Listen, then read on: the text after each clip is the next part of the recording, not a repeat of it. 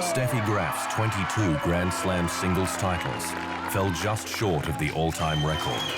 But there is one year that no other player has matched. In the first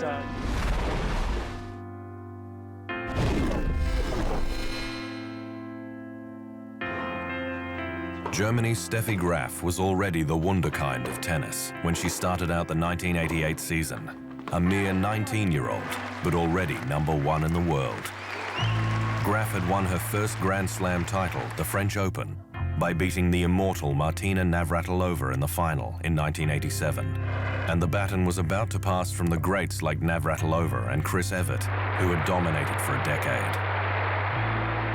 The German elbowed the legends aside in 1988 with her crop of strawberry blonde hair, her superb athleticism, and her wicked forehand drives.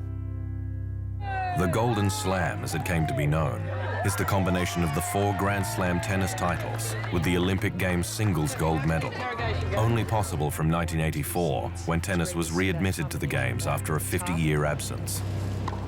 But this was months off, as Graf turned out in January 1988 for the Australian Open. Graf was playing in her 4th consecutive final of a Grand Slam, and she was totally unstoppable, eclipsing the 33-year-old Evert in straight sets. At Roland Garros for the French Open in June, Graf defended her title and won easily. Her 6-love annihilation of Russia's 17-year-old Natalia Zareva in just 34 minutes made it the shortest ever Grand Slam final and the first ever double bagel in the French final. "I'm very sorry it was so fast," she told the crowd. Then at Wimbledon in July, Graf confronted Navratilova in the final on a grass surface that favored the American-based Czech.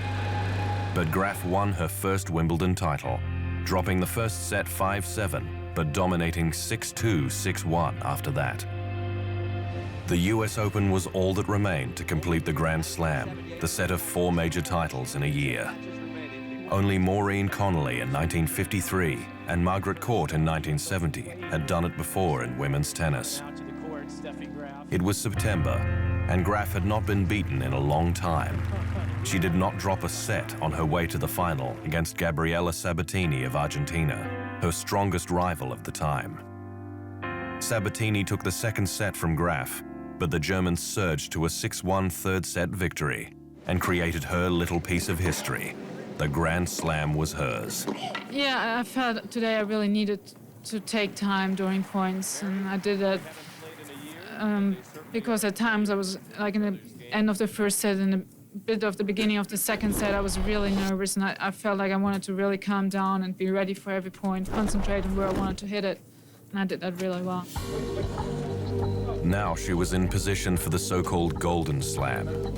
Seoul in South Korea would be the venue, and Graf duly reached the final against Sabatini on October 1st, 1988.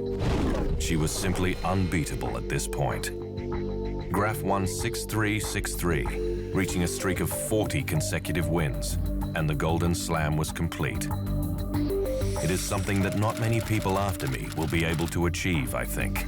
It is amazing. No one before or since has managed it. Steffi Graf was a driven individual who'd played tennis from the age of 4, encouraged by her father Peter as her mentor.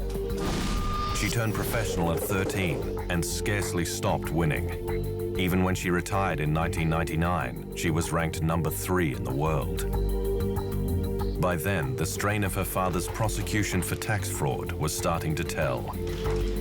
Graf married the American superstar player Andre Agassi 2 years later, and they had 2 children. A few years on, she went back to Roland Garros, where she won 5 times for an exhibition with some teenagers, allowing herself to reflect a little. I think just being here, honestly, I mean, just kind of soaking in the atmosphere. I mean, there's certainly, a lot of memories that go through my mind, but, there's also a little curiosity every time I come back. It's like, what has changed? Steffi Graf can reflect on a career in which she put a good case to be called the greatest female tennis player of all time.